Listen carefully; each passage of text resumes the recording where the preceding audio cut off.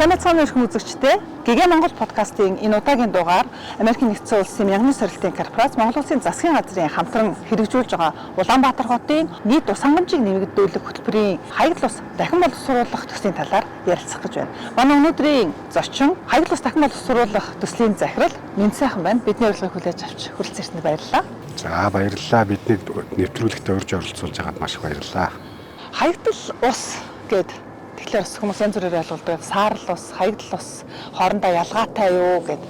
Тэгэхээр энэ ойлголтоос эхлээд ярилцлага гэлээ. За хаягдл ус, саарл ус, бохир ус гэдэг энэ манай Монгол улсын одоо хууль тогтоомжуудад тусгайлан заасан заалтууд бас байдаг. За бохир ус гэхэлэр ямар усыг хэлдэг вэ гэхэлэр бохир ус гэдэг бол одоо хүний хэрэглээд юм уу одоо үйлдвэрлэлийн хэрэглэнээс гарч байгаа усыг бид нар бохир ус гэж нэрлэдэг. Томьёо усан байдаг. За тэгээд хаягдл усд нь ямар усыг хэлдэг вэ гэхэлэр за бохир усыг цэвэрлээд тодорхой хэмжээний технологийн цэвэрлэгээний процессор оруулаад цэвэрлээд гарсны дараа байгальд нийлүүлж байгаа энэ усыг бид нар ер нь бол хаягдл ус гэж томьёолсон байдаг. За саарл ус гэдэг маань ямар усыг хэлдэг вэ гэхэлэр саарл ус гэдэг бол ахын хэрэглэнээс гарсан гэхдээ органик одоо энэ бохирдлыг нь ялгасан ийм одоо усыг бид нэр саарл ус гэж ярьдаг.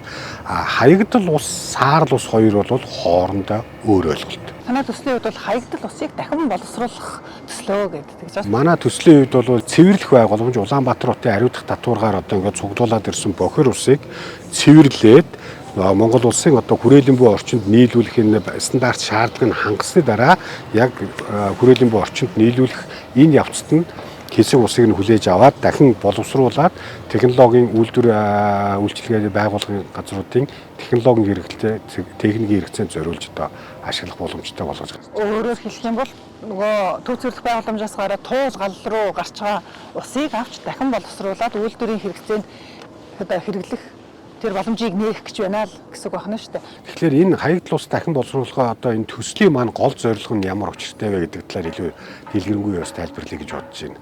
Улаанбаатар хотын нийт ус хангамжийг нэмэгдүүлэх хөтөлбөр гэж одоо Монгол Улсын засгийн газар Америкийн нэгдсэн улсын мянганы сорилтын корпорацийн хооронд байгуулсан компакт гэрээний өрөөнд хэрэгжүүлж байгаа 461 сая долларын хөрөнгө оруулалттай ийм төсөл хөтөлбөрүүд хэрэгжиж байгаа. Энэ төсөл хөтөлбөр дотор байгаа одоо хоёр дахь том хэрэгжиж байгаа малгай төсөл бол хаягдл усыг дахин боловсруулах төсөл юм байна. За манай төсөл бол одоо яагаад хэрэгжих болсон бэ гэдэг одоо энэ бас зорилтыг нь тодорхой дуртай гэж бодож байна. Улаанбаатар хот бол жилд нэг ойролцоогоор нэг 55-аас 60 сая куб метр усыг хүн амын унд ахуйн хэрэглээнд хэрэглэдэг.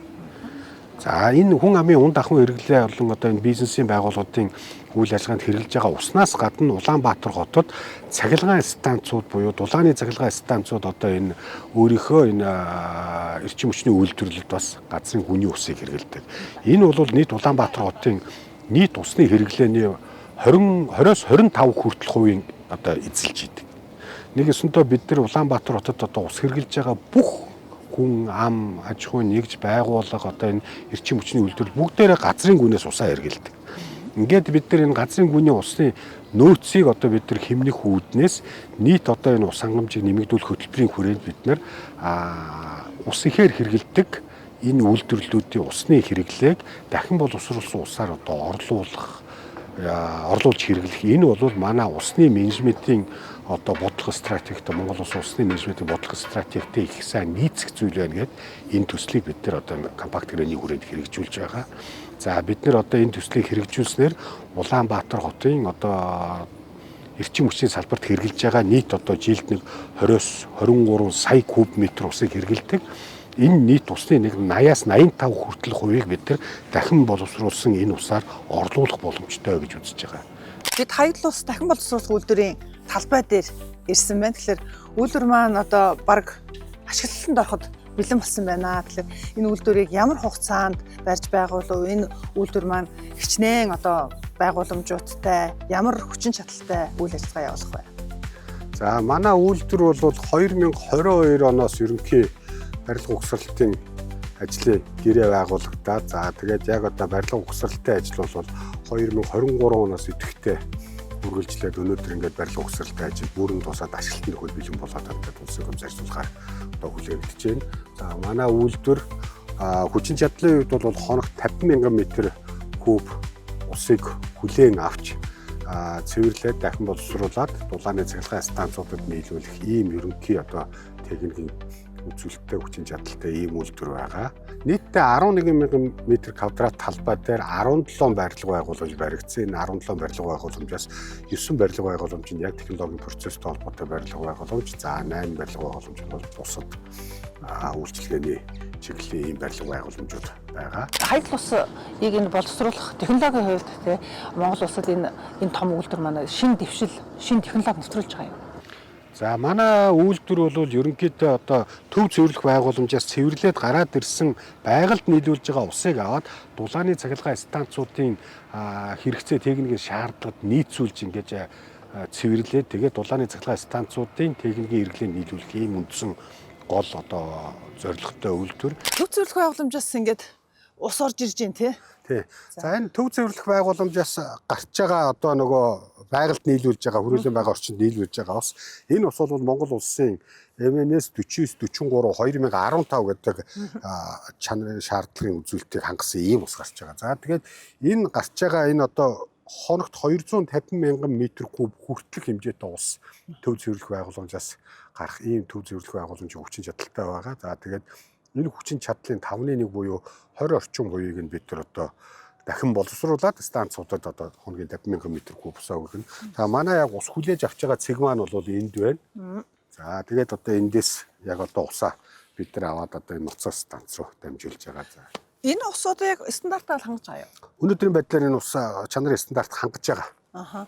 Одоо ингээ харахад бол жоохон булангартай дус харагдаж байна тий. Одоо ингээ үйлдвэрт ингээ цэвэрлэгдээд ингээ гарахад бол нэг тунгалаг яг л карантаас бидний гардаг устай яг ижил харахад бол өнгөхгүй тунгалаг өнөргүй ийм л усах гарна. Одоо үйлдвэрлэл ингээ явахад бас өндөр технологиг ашиглаад өндөр стандартад нийцсэн ус цэвэрлүүлээд нийлүүлнэ гэдэг. Тэгэхээр энд стандартын тухай асуул ярих гэдэг юм л да тий. Дулааны төв цэвэрлэх байгууламжаас хүлээж авч байгаа усны стандарт гэж тавих уу тий энэ стандартыг өнөөдөр манай нөхцөлд ингээ хангаж чадж байгаа юу хангахын төлөө ямар нэгэн үйл ажиллагаа төслийн хүрээнд явуулж байгаа юу за үйлдвэр маань усаа дахин боловсруулад гаргалаа гарч байгаа ус маань бас цахилгаан станц дээр очиход цахилгаан станц маань бас ямар түвшний ямар стандартын усыг шаарддаг вэ тэр стандартуудыг хангах ажил хангах нөхцөл байдал яаж бүрдэж байгаа вэ? Энэ стандарт бол бидэнд байгаа зайлшгүй байх ёстой асуудал.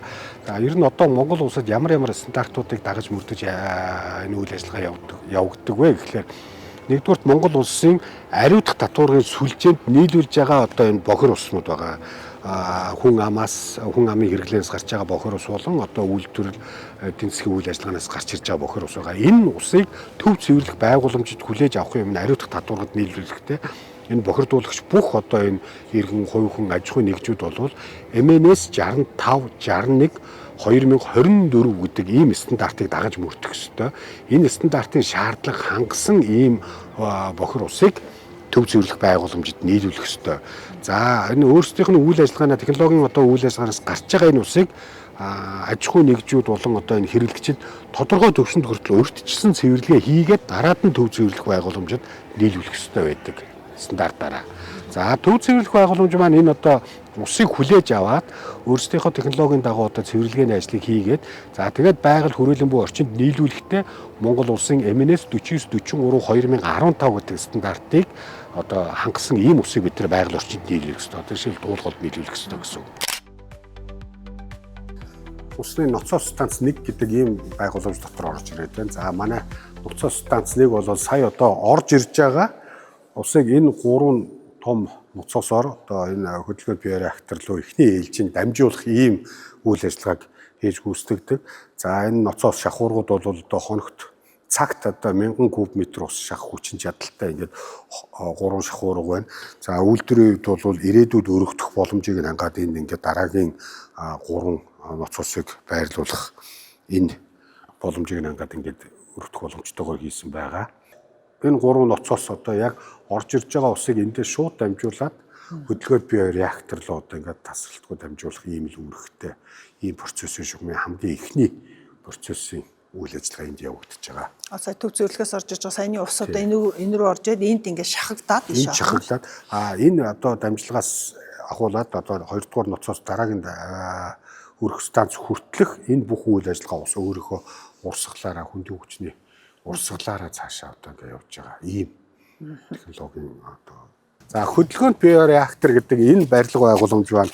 Хүлээж авсан усыг за одоо агаараар хүчил төрөгчөөр одоо баяжуулаад за энэ дотор одоо нөгөө бичил организм гэж яриад байгаа. Биологийн цэвэрлэгээ яг энэ дотор явагдана. Ерөнхийдөө цэвэрлэгээний 3 үндсэн дамжлага байгаа. За нэгдүгээрт нь орж ирээд одоо биологийн цэвэрлэгээ байгаа. За биологийн цэвэрлэгээ энд хийгдэж дуусны дараад нь одоо химийн цэвэрлэгээ байгаа. За тэгээд химийн цэвэрлэгээний дараа одоо яг одоо элс нүүрс антрацитээр дамжих одоо тэр нарийн ширхэг шүүлтүүрээр дамжиж одоо шүүлтүүрээр цэвэрлэгдээ тэгээд дараа нь халдвар өгж үлгэж байгаа. Үндсэндээ 4 үйл ажиллагаа. Технологийн гормын 4 үйл ажиллагаа дамжиж явна.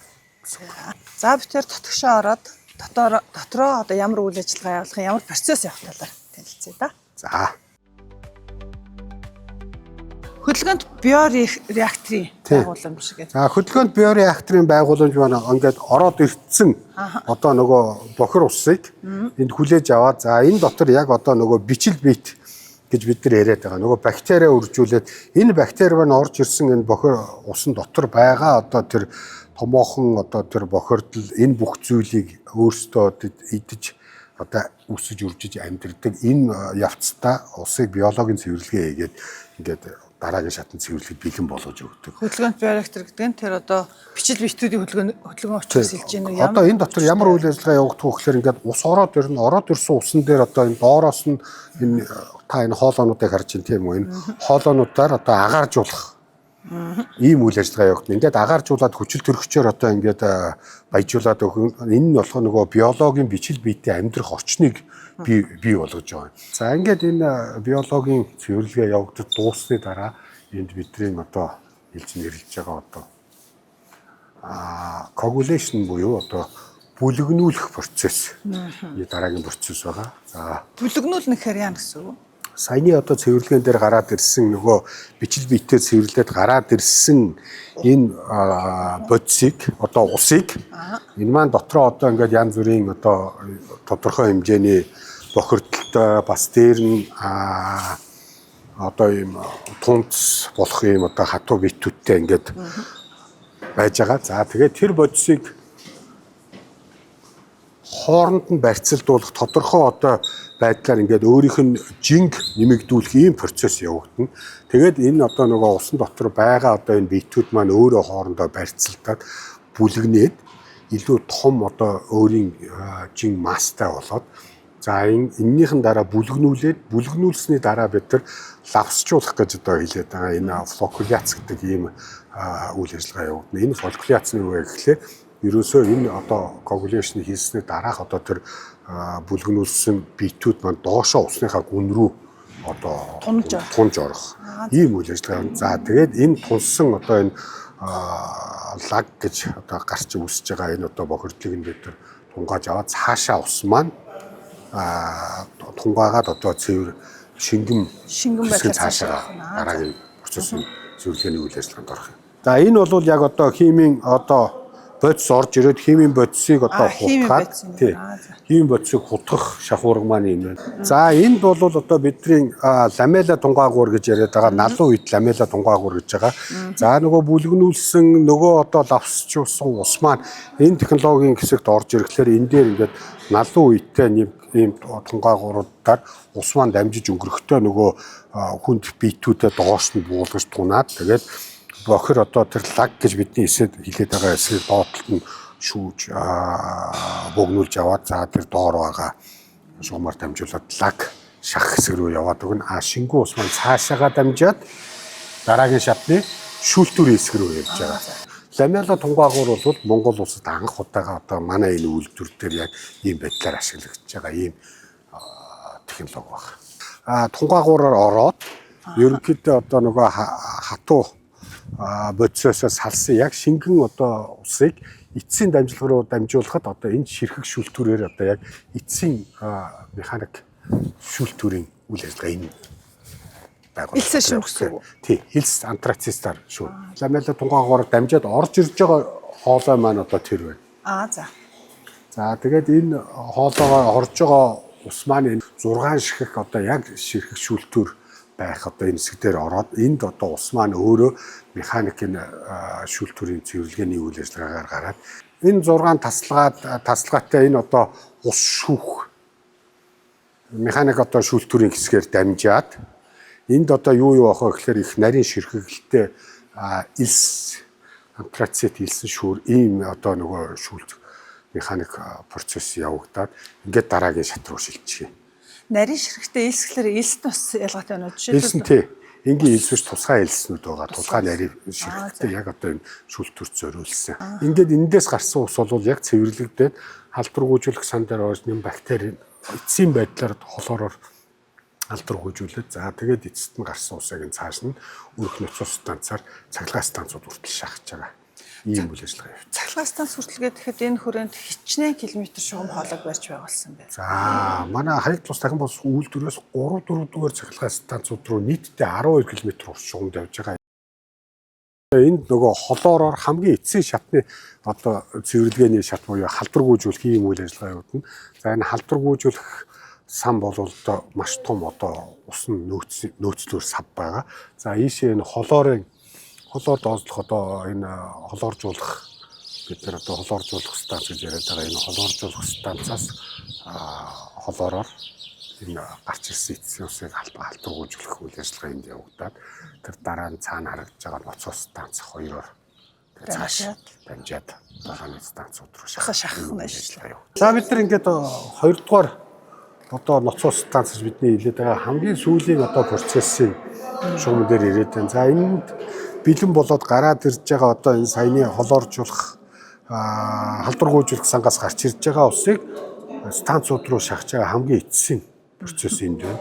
За энэ 3 ноцоос бол бас ялгаа байхгүй 1000 куб метр цагийн ийм хүчин чадалтай ийм ноцоосууд байгаа. Энэ ноцоосууд одоо манай усыг хамгийн эцсийн хэрэглэгч буюу дулааны 3-4 дугаар цахилгаан станц руу дамжуулах шах энэ үүргийг гүйцэтгэж байгаа ийм хэсэг байна.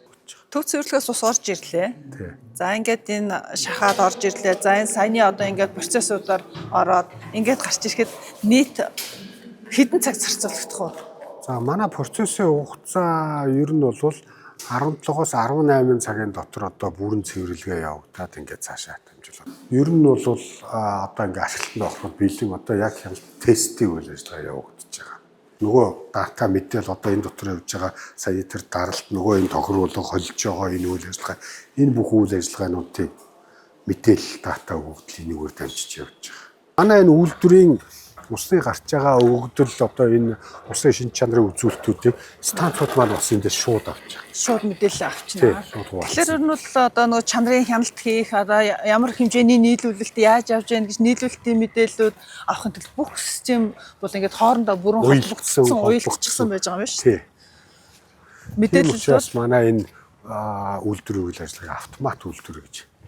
За. Тодорхой үр дүнтэй хүрчихжээ. Тэгэхээр энэ хугацаанд энэ төслийг ингээд амжилттай хэрэгжүүлээд бас 90% хувьд хүрчээ. За бид нар одоо туршилт тохируулга хийх гэж байна. За бид нар одоо үйлдвэрээ ашиглалтанд оруулахад болж шүү, төгсөн байх шүү гэд. Тэгээд одоо энэ амжилттай ажиллаж шүү дээ. Тэгэхээр энэ хугацаанд тохиолдож ирсэн бэрхшээлтэй болоод бас одоо ингээд өөрснөөрөө хийж байгаа бүтээн байгуулалтаараа бахархаж ирсэн бахархаж байгаа зүйлсүүдээс оролцож. За ер нь бол манай төсөл одоо бас нэг талаас нь одоо хэлэх юм бол хүмүүсийн яриад идэг мега төсөл гэдэг одоо бас яг энэ юунд бол багтах юм байлаа энэ төрөл зүйл. За тэгээд манай төслийг одоо хэрэгжүүлэх явцад бол одоо тулгымцсан асуудлууд олон тохиолдсон. Одоо жишээлбэл одоо газар чөлөөлөлттэй холбоотой асуудлууд нэлээд их тохиолдсон. Хоёрдугаарт одоо нөгөө нэг дэд үтцийн ажил учраас одоо энэ шугам хоолой одоо энэ дэд үтцийн газар шорооны ажлууд хийж яхад одоо зураг төслөөс одоо зөрөх өөр байх одоо ийм шугам хоолойнууд маш их таарсан. Энэ шугам хоолойнууд бүгдийг энэ одоо юу яах зөөх одоо шилжүүлэх энэ ажлыг бид нар хийсэн. 3-дугаарт яг одоо төсөл хөтөлбөр хэрэгжиж байхад хамгийн чухал үйл ажиллагаа бол одоо бид нар төсөл хөтөлбөрийн эцсийн үр дүнд нөгөө хүлээж авах усаа одоо төв цэвэрлэх байгууламжаас хүлээж авах гэтэл усны маань чанар бидний хүсэж байгаа тэр техникийн шаардлагыг хангахгүй нэг том асуудал байна.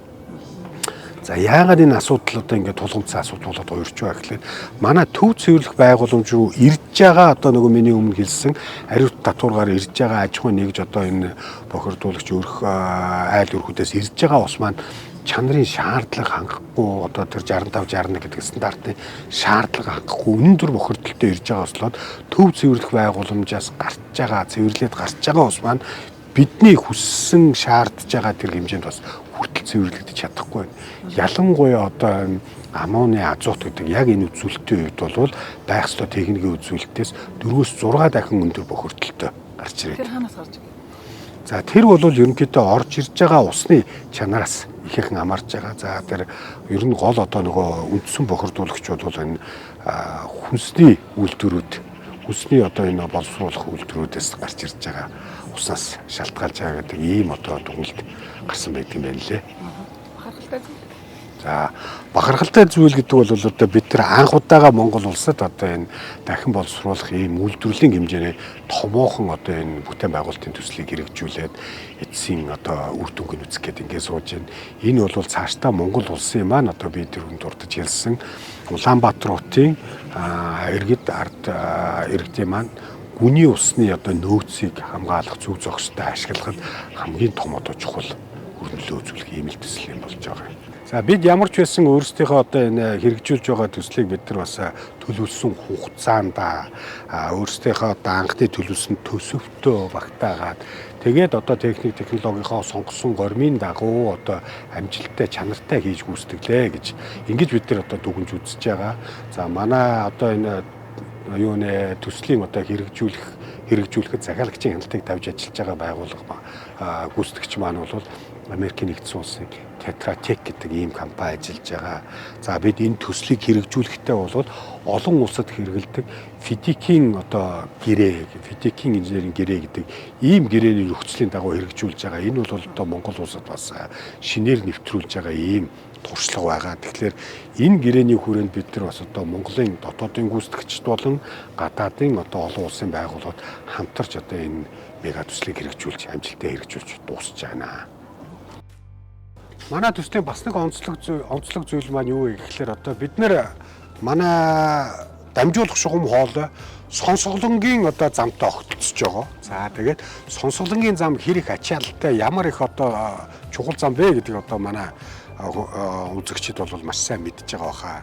За бид нар тэгээд одоо энэ төслийг хэрэгжүүлэхдээ аль болох одоо энэ олон нийтийн одоо энэ үйл ажиллагаа, за энэ бизнесийн үйл ажиллагааг баг одоо нөгөө саад учруулах байдлаар одоо хийж гүйцэтгэхээр бүх үйл ажиллагаагаа зохицуулж ингэж төлөвлөж ажилладаг. За тэрний нэг хэсэг маань юу вэ гэхээр сонсголонгийн замыг бид хаахгүйгээр сонсголонгийн замын доогоорх одоо энэ шугам зөвлөгөөний ажлыг бид төлөвлөж ингэж хийж хэрэгжүүлсэн. Энэ бол одоо Монголд бас өмнө хэрэгжиж байгаагүй ийм зүйл болсон. За сонсголонгийн одоо энэ хүнд даацсан одоо энэ хөдөлгөөн ихтэй замыг бид нар одоо хаалгүйгээр доогуур нь бид нар шугам хоолоогоо хийж гаргасан. За энэ шугам хоолой одоо сүүлгээний ажлын явцыг харуулсан ийм зураг байна. Энэ бол 2024 оны 8 дугаар сард одоо ингээд бид нар энэ ажлыг хийж гүйцэтгсэн юм байна. Хэдэн сүүлгээ хийсэн бэ?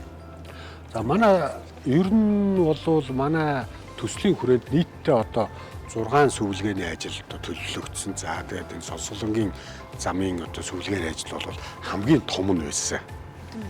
За сүүлгээний ажлын одоо нийт одоо урт бол 83 м байсан. За 1600 мм-ийн диаметртэй ийм хологи зам дугаар сүүлж гаргасан. Одоо хамгийн их ус хэрэглэдэг энэ үйлдвэрлэлийн технологид дахин боловсруулсан усыг хэрэглэхэр боллоо гэдэг маань бас нэг талдаа Улаанбаатар хотын ус хангамжийн бүтцэд ингээд томоохон өөрчлөлт орж ийн гэж харж болохоор юм л да. Өмнө нь ингээд гүний цэвэр усаа хэрэглэдэг байсан бол одоо дахин боловсруулсан ус хэрэглэдэг болох чинь тэгэхээр энэ тэг бүтцийн өөрчлөлтөд аль хэр бэлэн байна вэ? За энэ их том одоо нөгөө бэлэн байдлыг одоо хангах юм ажлууд хийгдсэн байх шаардлагатай байсан юм байна лээ. Тэгээд энэ ажлыг бол тодорхой төвшөнд бид хэн хийгээд явж байсан. За нэн тэргуунд бол мэдээж нөгөө дэд үтцийг бий болгох ёстой. За бид тэр энэ хаягдл усаа боловсруулах үйлдвэрээ байгуулчлаа. Энэ үйлдвэрээсээ бид нар одоо дараагийн хэрэглэгч хүртэл одоо энэ усыг дамжуулах, энэ дараагийн дамжуулах шугам хоолойн дэд үтцийг бий болгоно. За түүнээс гадна энэ усыг хэрэглэж байгаа хэрэглэгчид энэ усыг хэрэглэх одоо энэ эрх зүйн орчныг бий болгох хэрэгтэй. Энийг бол одоо бид нар зөөлөн дэд үтц гэж ярьдаг. Хатуу дэд үтцийн хажуугаар за энэ ус маань ямар үн тарифтай байх, энэ усны зохицуултыг нь ямар одоо байгууллагууд хариуцахын, за тэгээд энэ усны чанар одоо стандарт нь ямар байгууллагууд одоо хяналт тавихын, эцсийн дүндээ одоо энэ усны одоо чанарыг нь ямар байдлаар хянахын, одоо энэ чанарын шаардлагууд нь ямар зүйл байхын, эцсийн дүндээ энэ усны маань хэрэглэгч нь хэн байхын гэх мэтлэн энэ одоо хууль эрх зүйн орчныг одоо бий болгох, бүрдүүлэх, сайжруулах энэ ажил маань бас бэлэн болсон байх ёстой. За энэ ажлыг бид нар бас өөрийнхөө энэ одоо хэрэгжүүлж байгаа Магнез уралдын корпорацаас одоо санхүүжүүлж хэрэгжүүлж байгаа одоо энэ усны компакт гэрээний хүрээнд бид нар бас одоо хийж байгаа. Одоо Улаанбаатар хотын ус хангамжийн их усурууд гэдэг гэх юм бол одоо гүнээсээ авчин за магадгүй гадаргын ус том баг хэрэглэдэг байх Монгол тий. Хаягдл усыг дахин ашиглаж байгаа энэ бол бүр цоо шинэ их усур бий болж байна гэсэн үг шүү дээ. Тэгэхээр энэ яг энэ шинэ их усурыг ашиглах эрх зүйн орчин ер нь аль хэр байна? Тэгэхээр одоо Монгол улсын усны тухай хуульд ерөнхийдөө усны их усурыг хоёр одоо төрөл байдаг гэж одоо томьёолсон байдаг, үйлчилсэн байдаг. Энэ нь бол гадаргын ус, гүний ус, газрын доорх гүний ус. Тэгэхээр Монгол улсад байгаа усыг одоо эсвэл бид нар гадаргын усыг авч хэрэгэлдэг, эсвэл гүний усыг авч хэрэгэлдэг. Харин дахин боловсруулсан усыг бид нар одоохондоо усны их усүр гэж аль биесээр хуульчлаагүй ийм одоо хууль эрх зүй зохицуултын үед бас жоохон дутмаг асуудлууд байгаа. Энэ асуудлыг бид нар одоо дахиж одоо энэ хууль эрх зүйн орчинг боловсронгуй болгох, сайжруулах энэ талаар одоо ажиллахын тулд манай энэ төслийн хүрээнд бас одоо энэ хууль эрх зүйн орчныг боловсронгуй болгох ийм зөөлөн дэд үтцийг бий болгох ийм ажил бас хийж байгаа.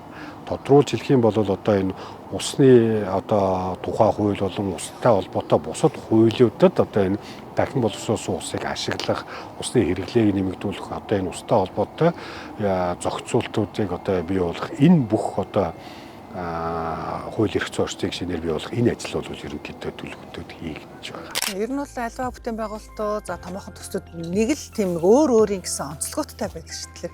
Энэ төслийн хувьд, энэ хөтөлбөрийн хувьд онцлог нь юу вэ? За энэ хөтөлбөрийн үед хамгийн чухал зүйл маань юу вэ гэхээр манай монголчууд өөрөө энэ төслийг бүтээн байгууллаа. Эхнээс нь ахвала дуустал бүтээн байгууллаа. За харин зураг төсөл болон яг процесс одоо тооцоол, томрог төхөөрөмж энэ бүх зүйл бол одоо гадаадын өндөр хөгжилтэй одоо энэ чиглэлээр мэрэгсэн одоо мэрэгжлийн байгууллагууд болон мэрэгсэн мэрэгжилтнүүдтэй хамтарч ажиллалаа. Яг энэ төслийн санхүүжилтийг бол энэ компакт гэрээний хүрээнд Монгол улсын засгийн газар дангаараа одоо бүрэн санхүүжүүлж байгаа. Ингээд Америк Монголын хамтарсан төсөл болгож яг Монголын талын санхүүжилтээр бий болж байгаа ийм төсөл юм байна. Энэ бол одоо Монголын ард түмний татвар төлөгчдийн одоо хөрөнгөөр одоо Монголын ирээдүйн хойч үедээ Улаанбаатарчуудын одоо ундахан усыг одоо цааш усны нөөцийг нэмэгдүүлэх талаар хийж байгаа юм том үйл хэрэг болж байгаа. Хамгийн чухал зүйл бол монголчууд өөрөө энэ том мега төслийг хэрэгжүүлэхэд өөрсдийн одоо гар биеийг оролцож яг эхнээс нь дуустал нь өөрсдийн ажлыг гартан зохион байгуулж хийж гүйцэтгэсэн онцлог нь байна. Ус боловсруулах төслийн захирлын хувьд за энэ чиглэлээр ажиллаж байгаа мэрэгжилтний хувьд хаягдл усыг дахин ашиглахын ач холбогдлыг та одоо үзэгчид маань хэлээч. За хаягдл ус бид нар бас нөгөө хаягдл ус гэхээсээ илүүтэйгээр бид нар дахин ашиглах цэвэрлсэн ус гэж ярьж байгаа. Энэ одоо бидний гаргаж ирж байгаа энэ үйл ажиллагаатай холбоотой хуулийн нэр томьёо нь одоо дахин ашиглах цэвэрлсэн ус гэсэн байдлаар томьёологч явж байгаа. Тэгэхээр энэ одоо яг юу гэсэн үг вэ гэхээр бид нар цэвэрлээд боловсруулад одоо ингээд гаргаад байгаль орчинд нийлүүлж байгаа усаа бид нар дахиж ашиглаж байна. Энэ маань яаж юм гэхээр энэ ус нь одоо бид нар байгаль орчинд нийлүүлж байгаа энэ усыг бид нар дахиж боловсруулахдаа шинээр нэмэн өртөг бий болгож байна. Энэ нэмэн өртөг маань мэдээж үн өртгийн хувьд бол тодорхой хэмжээнд байгаа. Гэхдээ энэ маань эргээд бид нар дахин одоо шинэ үн цэнийг одоо энэ усан дээр нэмж өгч байна. Тэгээд энэ одоо үн цэнийг нэмснээрээ бид нар одоо бусад энэ хамгийн чухал одоо үнэлгээтэй үн цэнтэй тэр гүний усаа одоо хэмнэх, нөөцлөх Энэ үйл явдлыг л одоо үйл ажиллагааг л бид нар хийж ийн гэж үзэж байгаа. За баярлалаа. Их үзэгчтэй өнөөдрийн подкастаар өнөөдрийн нэвтрүүлгээр бид Улаанбаатар хотын нийт ус хангамжийг нэмэгдүүлэх хөтөлбөрийн хаяг ус дахин боловсруулах төслийн талаар ярьцлаа. Манай өнөөдрийн зочин хаяг ус дахин боловсруулах төслийн захирал Энд сайхан байлаа. За баярлалаа.